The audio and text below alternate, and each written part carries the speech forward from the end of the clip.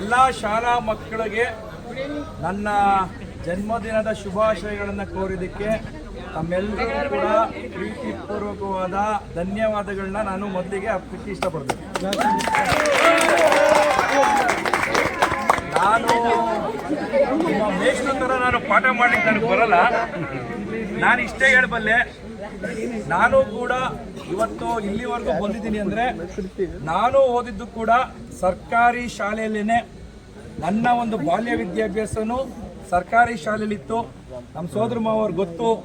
ನಮಗೆ ಒಂದು ಏನಪ್ಪ ದೇವರು ವರ ಕೊಟ್ಟಿದ್ದ ಅಂದರೆ, ನಮಗೆ ದೊಡ್ಡವರು ಯಾವಾಗೂ ಒಂದು ಬುದ್ಧಿ ಮಾತು ಹೇಳೋರು. ಏನಾದರೂ ಸಾಧಿಸಬೇಕು ಅಂದರೆ ಬುನಾದಿ ಏನು ನಾವು ಫೌಂಡೇಶನ್ ಅಂತೀವಲ್ಲ, ಅದು ವಿದ್ಯೆ ಅಂತೆ. ನೀನು ಎಲ್ಲಿ ಕಲಿತೆ ಅಂತ ಮುಖ್ಯ ಅಲ್ಲ, ಹೇಗೆ ಕಲಿತಿ ಅನ್ನೋದು ಮುಖ್ಯ.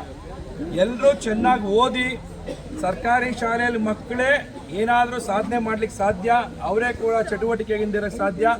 ನಿಮ್ಮ ಜೊತೆ ನಾವು ಸದಾ ಇರ್ತೀವಿ. ಚೆನ್ನಾಗಿ ಓದಿ ಖುಷಿಯಾಗಿರಿ. ಜೀವನದಲ್ಲಿ ಮುಂದೆ ಒಂದು ಗುರಿನ ಇಟ್ಕೊಳ್ಳಿ. ಏನಾದರೂ ಆಗಬೇಕು ಅಂತೇಳಿ ಒಂದು ಗುರಿನ ಇಟ್ಕೊಂಡು ಚೆನ್ನಾಗಿ ಓದಿ ಆ ಸಾಧನೆನ ಮಾಡಿ. ಎಷ್ಟೋ ಜನ IAS ಆಗಿದ್ದಾರೆ, IPS ಆಗಿದ್ದಾರೆ. ನಮ್ಮ ಮಾವವರು ಮಿಲಿಟರಿಲಿದ್ದರು, ಅವರು ಕೂಡ ಸರ್ಕಾರಿ ಶಾಲೆಯಿಂದನೇ ಬಂದಿದ್ದು. ನೀವೆಲ್ಲರೂ ಇವ್ರ ಥರ ಆಗಿ ಚೆನ್ನಾಗಿ ಬೆಳೀಲಿ. ನಿಮ್ಮ ಜೊತೆ ನಾವಿರ್ತೀವಿ ಅಂತೇಳಿ ನನ್ನ ಮಾತನ್ನ ಮುಗಿಸ್ತೀನಿ. ನಮಸ್ಕಾರ. ಇವತ್ತು ನನ್ನ ಜನ್ಮದಿನದ ಪ್ರಯುಕ್ತ ನಮ್ಮ ಗ್ರಾಮ ಇಡೀ ರಾಜ್ಯದಲ್ಲಿ ಎಲ್ಲೇ ಹೋಗಿ ಸಂಘಟನೆ ಮಾಡಿದ್ರು ನಮ್ಮ ಮನೆ, ನನ್ನ ಸ್ನೇಹಿತರು, ನಮ್ಮ ಊರು ಈ ಅಶ್ವಿನಪಟ್ಟಿ ಗ್ರಾಮದ ಸರ್ಕಾರಿ ಶಾಲಾ ಮಕ್ಕಳಿಗೆ ನೋಟ್ಬುಕ್ ವಿಸ್ತರಣೆ ಮಾಡಿದ್ದೀವಿ. ನಾನು ಯಾವ ವರ್ಷವೂ ಜನ್ಮದಿನ ಆಚರಿಸ್ಕೊಳಕ್ಕೆ ಯಾವತ್ತೂ ಇಷ್ಟಪಟ್ಟಿಲ್ಲ, ಆಚರಿಸ್ಕೊಂಡು ಹೋಗಿಲ್ಲ. ನನಗೆ ಜನ್ಮದಿನದಲ್ಲೇ ಕಾರ್ಯಕ್ರಮ ಮಾಡಬೇಕು ಅನ್ನೋದಂಥದ್ದೇನಿಲ್ಲ. ನಮ್ಮ ಸಂಘಟನೆ ವತಿಯಿಂದ ನಾವು 360 ದಿನದ ಕಾರ್ಯಕ್ರಮ ಮಾಡ್ತಿದ್ದೀವಿ. ಇವತ್ತು ಸಾಮಾಜಿಕ ಕಾರ್ಯಕ್ರಮ ಮಾಡೋದಕ್ಕೆ ಜನ್ಮದಿನ ಒಂದು ಕಾರಣ ಅಷ್ಟೇ. ಎಲ್ಲ ಸ್ನೇಹಿತರು ಯುವಕ ನೇರ ಸೇನೆ ಪ್ರಾರಂಭ ಆಗಿ ಮೊದಲನೇ ವರ್ಷ ಅಧ್ಯಕ್ಷರು ಜನ್ಮದಿನ ಆಚರಿಸಲೇಬೇಕು ಅಂತೇಳಿ ಸ್ನೇಹಿತರಿಗೋಸ್ಕರ ಅವರ ಮನಸ್ಸಿಗೆ ನೋವಾಗಬಾರ್ದು ಅಂತೇಳಿ ಇವತ್ತು ಸರಳವಾಗಿ ಶಾಲಾ ಮಕ್ಕಳಿಗೆ ಪುಸ್ತಕ ಮುಖಾಂತರ ನಾವು ಆಚರಣೆ ಮಾಡ್ಕೊಳ್ತಾ ಇದ್ದೀವಿ. ಏನು ಈ ಕಾರ್ಯಕ್ರಮ ಮಾಡೋ ಉದ್ದೇಶ ಅಂದರೆ, ರಾಜಕಾರಣಿಗಳಿಗೆ ಮಕ್ಕಳ ಭವಿಷ್ಯದ ಬಗ್ಗೆ ಗಮನ ಇರೋದು. ಅವ್ರಿಗೇನು ಓಟ್ ಮಾತ್ರ ಓಟ್ ಮಾತ್ರ ಅವರು ಕಾನ್ಸೆಪ್ಟ್. ನಮ್ಮ ಸಂಘಟನೆಯವರಿಗೆ ನಮಗೇನು ಓಟ್ ಬೇಕಿಲ್ಲ, ನಿಸ್ವಾರ್ಥವಾಗಿ ಸೇವೆ ಮಾಡಬೇಕು. ಮನೆ ಯಾವಾಗ ಮಕ್ಕಳು ನೋಡ್ತಾ ಇದ್ದೀವಿ, ಯಾರು ನಮ್ಮ ಮನೆಗೆಲ್ಲ ಒಂದಷ್ಟು ಜನ ಸಹಾಯ ಕೇಳ್ಕೊಂಡು ಬರ್ತಾರೆ, ಇಲ್ಲ ಏನಾದರೂ ಮಾಡಬೇಕು ಅಂತೇಳಿ ಮಕ್ಕಳಿಗೆ ಪುಸ್ತಕ ಮಾತ್ರ ಕೊಟ್ಟಿದ್ದೀವಿ. ಒಂದೊಂದು ದಿನಗಳಲ್ಲಿ ಬ್ಯಾಗ್ ಕೂಡ ವಿಚಾರಣೆ ಮಾಡಬೇಕು ಅಂತ ಆಸೆ ಇದೆ. ಸುಮಾರು 1,000 ಜನ ಮಕ್ಕಳಿದ್ದಾರೆ. ಇವತ್ತು ಅಶ್ವಿನಕೊಂಡೆಯಲ್ಲಿ ರಾಜ್ಯ ಬೆಂಗಳೂರಿಗೆ ಹತ್ತಿರವಾಗಿರುವಂಥ ಜಾಗ ಸ್ಕ್ವೇರ್ ಫೀಟ್ 10,000 ಅಂತ ಮಕ್ಕಳು ನೋಡೋದು ತುಂಬ ಬೇಜಾರಾಗ್ತದೆ. ಈ ಭಾಗದ ಸ್ಥಳೀಯ ಎಲ್ಲ ಮುಖಂಡರು ಮನವಿ ಮಾಡ್ಕೊಂಡಿದ್ದೀವಿ. ಇನ್ನೂ ಹೆಚ್ಚು ಮಕ್ಕಳ ಬಗ್ಗೆ ಗಮನ ಕೊಡಿ, ರಾಜಕಾರಣಿಗಳು ಮನವಿ ಮಾಡ್ಕೊಂಡು ಗಮನ ಕೊಡಿ. ನಮ್ಮ ಕೆಲಸ ನಾವು ಮಾಡ್ತಾಯಿದ್ದೀವಿ, ನೀವು ಹೆಚ್ಚು ಗಮನ ಕೊಡಿ ಅಂತ ಕೇಳ್ತೀನಿ. ಈ ಹಿಂದೆ ಯಾವ ರೀತಿ ಮೇಲೆ ನಂಬಿಕೆ ಇಲ್ಲ. ಮೊದಲೆಲ್ಲ ನಾನು ಬರ್ತಡೇ ಆಚರಣೆ ಮಾಡ್ಕೊಳ್ತಾ ಇರಲಿಲ್ಲ. ನಾವು ದೈವ ಭಕ್ತರು ದೇವಸ್ಥಾನಕ್ಕೆ ಹೋಗಿ ನಮ್ಮ ಸಂಬಂಧ ಕೆಲಸ ಮಾಡ್ತೀವಿ. ಈ ವರ್ಷ ವಿಶೇಷವಾಗಿ ಏನಂದರೆ, ಹೊಸ ಸಂಘಟನೆ ಯುವಕ ನೇರ ಸೇನೆ ಅನ್ನೋದು ಜನವರಿಯಲ್ಲಿ ಪ್ರಾರಂಭ ಮಾಡಿದ್ವಿ.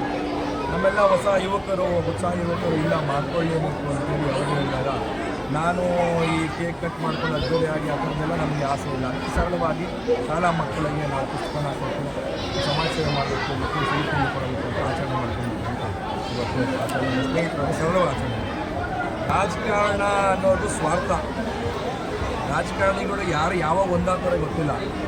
ಕೆಲವು ವಿಚಾರಗಳಲ್ಲಿ ಒಂದಾಗ್ತಾರೆ, ಕೆಲಸ ಮಾಡೋ ವಿಚಾರದಲ್ಲಿ ಒಂದಾಗಲ್ಲ, ರೈತರ ವಿಚಾರದಾಗ ಒಂದಾಗಲ್ಲ, ಭಾಷೆಯ ವಿಚಾರದಾಗ ಒಂದಾಗೋದಿಲ್ಲ. ಬೇರೆ ಸ್ವಾರ್ಥಗಳ ವಿಚಾರ ಬಂದಾಗ ಅಥವಾ ಏನೋ ಒಂದು ಬೇರೆ ಬೇರೆ ಉದ್ದೇಶಗಳು ಬಂದಾಗ ಒಂದಾಗ್ತದೆ. ರಾಜಕಾರಣಿಗಳು ಯಾವತ್ತಿದ್ರೂ ಕೂಡ ಅವ್ರ ಸ್ವಾರ್ಥ ಬಿಟ್ಟು ಕೆಲಸ ಮಾಡೋಕ್ಕಾಗೋದಿಲ್ಲ. ನಾವು ಸಂಘಟನೆಗಳು, ಅವ್ರಿಗೆ ಮಾಧ್ಯಮದವರು, ಸಂಘಟನೆಗಳು, ನಾವು ನಮ್ಮ ಕೈಲಾದಷ್ಟು ನಾವು ತಿದ್ದುವಂಥ ಕೆಲಸ ನಾವು ಮಾಡ್ತಾನೆ ಇರ್ತೀವಿ. ವಿರೋಧ ಪಕ್ಷಗಳು ಅಂತ ನಾವು ಕೆಲಸ ಮಾಡಿದ್ರೆ ನಾವು ಮಾತ್ರ ಮಾಡೋಕ್ಕೆ ಸಾಧ್ಯ. ಆ ಕೆಲಸ ನಾವು ಮಾಡ್ತಾ ಇರ್ತೀವಿ. ರಾಜಕಾರಣಿಗಳಿಗೆ ಮತ್ತೇನೇನಲ್ಲ. ಸಂಘಟನೆಗೆ ಹೊಸದಾಗಿ ಬರುವಂಥ ಯುವಕರಿಗೆ ಏನು ಹೇಳೋಕ್ಕೆ ಇಷ್ಟಪಡ್ತೀವಿ? ಸಂಘಟನೆಗೆ ಜೀವನ ಮಾಡೋಕ್ಕೆ ಸಂಘಟನೆಗೆ ಬರಬೇಕು. ಸಂಘಟನೆ ಅನ್ನೋದು ದುಡಿಮೆ ಅಲ್ಲ, ಸೇವೆ. ನಮ್ಮ ಯೋಧರು ದೇಶನ ಕಾಯಕ್ಕೆ ಹೋಗೋದು ಅಲ್ಲೇನೋ ಸಂಬಳ ಕೊಡ್ತಾರೆ, ಫೆಸಿಲಿಟಿ ಕೊಡ್ತಾರೆ ಅಂತ ದೇಶಾಭಿಮಾನದಿಂದ ಹೋಗ್ತಾರೆ. ಆ ನಿಟ್ಟಿನಲ್ಲಿ ಸಂಘಟನೆಗೆ ಬರೋ ಯಾವುದೇ ಯುವಕರಾಗಲಿ ಕನ್ನಡ ತಾಯಿಯ ಸೇವೆಯನ್ನು ನೆಲ ಜಲ ಗಡಿ ಭಾಷೆ ವಿಚಾರವಾಗಿ ಪ್ರಾಮಾಣಿಕವಾಗಿ ಕಾಯಬೇಕು. ನಮ್ಮ ಕರ್ತವ್ಯ ಹೆತ್ತಂಥ ತಾಯಿ ಹೊತ್ತಂಥ ನಾಡಿನ ಋಣನ ತೀರಿಸಬೇಕು ಅಂತ ಆಸೆ ಇರುವ ಯಾವುದೇ ಯುವಕರು ನಮ್ಮ ಸಂಘಟನೆಗೆ ಬನ್ನಿ. ನಮ್ಮ ಸಂಘಟನೆಯಲ್ಲಿ ಸ್ವತಂತ್ರ ಇರುತ್ತೆ. ಎಲ್ಲ ಕನ್ನಡ ಪರ ಹಿರಿಯ ಹೋರಾಟಗಳ ಜೊತೆಗೂಡಿ ಯುವಕರ ಸೇನೆಯನ್ನು ಕಟ್ತಾ ಇದ್ದೀವಿ. ನಾಡನ್ನು ಕಟ್ಟೋ ಕೆಲಸ ನಿಮ್ಮ ಹುಟ್ಟುಹಬ್ಬಕ್ಕೆ ಯಾರೆಲ್ಲ ಇದರಿಂದ ಪರಮ ಪೂಜ್ಯ ನಮ್ಮ ಆರಾಧ್ಯ ಗುರುಗಳು ನಮ್ಮ ಎಲ್ಲ ಕಷ್ಟ ಸುಖ ಸಂದರ್ಭದಲ್ಲಿ ಇರುವಂತಹ ನಮ್ಮ ಗುರುಗಳಾದ ನಂಜಾತ ಸ್ವಾಮೀಜಿಗಳು ನನ್ನ ಮನೆಗೆ ಬಂದು ಆಶೀರ್ವಾದ ಮಾಡಿ ನೀವು ಮಾಡೋ ಕನ್ನಡದ ಸೇವೆಗೆ ನಾನು ನಿಮ್ಮ ಜೊತೆ ಇರ್ತೀನಿ ಅಂತ ಹೇಳಿದ್ದಾರೆ. ಕನ್ನಡ ಪರ ಹಿರಿಯ ಹೋರಾಟಗಾರರು ಕಳಸ ಸಾರ ಗೋವಿಂದನವರು ಬಂದು ಹೋಗಿದ್ದಾರೆ. ಸುಮಾರು ಜನ ಸ್ನೇಹಿತರು ಬರ್ತಾ ಇದ್ದಾರೆ. ಎಲ್ಲ ಸಂಘಟನೆಯ ಮುಖಂಡರಿದ್ದಾರೆ. ನಮ್ಮ ಸ್ಥಳೀಯ ಅಶ್ವಿನಕೋಟೆ ಮುಖಂಡರು ಸುಮಾರು ಜನ ಇನ್ನೂ ಬರೋರಿದ್ದಾರೆ. ಕೆಲವರು ಬರ್ತಾ ಇದ್ದಾರೆ. ರಾಮ್ ಪ್ರಸಾದ್ ಅಂದರೆ ಒಂದೇ ಕುಟುಂಬದ ಆ ಹಾದಿಗೆ ಸಾವಿರ ನದಿಗಳು, ಹೆಸರುಗಳು ಬೇರೆ ಆದರೂ ಎಲ್ಲರೂ ಮಾಡೋದು ಕನ್ನಡದ ಕೆಲಸ. ಯುವ ಕನ್ನಡಿಗರ ಸೇನೆ ಒಬ್ಬ ಸಾಮಾನ್ಯ ಶಾಲಾಕೊಂಡಿರೋ ಸಂಘಟನೆ ಕಾರ್ಯಕರ್ತನಿಂದ ಹಿಡಿದು ದೊಡ್ಡ ನಾಯಕರುಗಳ ಜೊತೆ ಕನ್ನಡದ ಕೆಲಸಕ್ಕೆ ಯಾವಾಗ ಕರೆದ್ರು, ಹೋರಾಟದ ವಿಚಾರಗಳು ಯಾವಾಗ ಕರೆದ್ರು ನಾವು ಜೊತೆ ಇದ್ದೇ ಇರ್ತೀವಿ. ಹೆಸರು ಯುವ ಕನ್ನಡಿಗರ ಸೇನೆ ಆದರೂ ಮಾಡೋದು ಕನ್ನಡದ ಕೆಲಸ. ಯಾವುದೇ ಕನ್ನಡಿಗರ ಕರೆದ್ರು ನಾವು ಜೊತೆ ಥ್ಯಾಂಕ್ ಯು. ವಿಶೇಷ ಹೇಳಲಿಕ್ಕೆ ಇಚ್ಛೆಪಡ್ತೀನಿ. ಹಾಗೂ ಈ ಒಂದು ಶಾಲೆಯ ಮಕ್ಕಳಿಗೆ ಸ್ವೀಟು ಮತ್ತು ಪಠ್ಯಪುಸ್ತಕಗಳು ಕೊಟ್ಟಿದ್ದು ತುಂಬ ಒಳ್ಳೆಯದಾಯಿತು.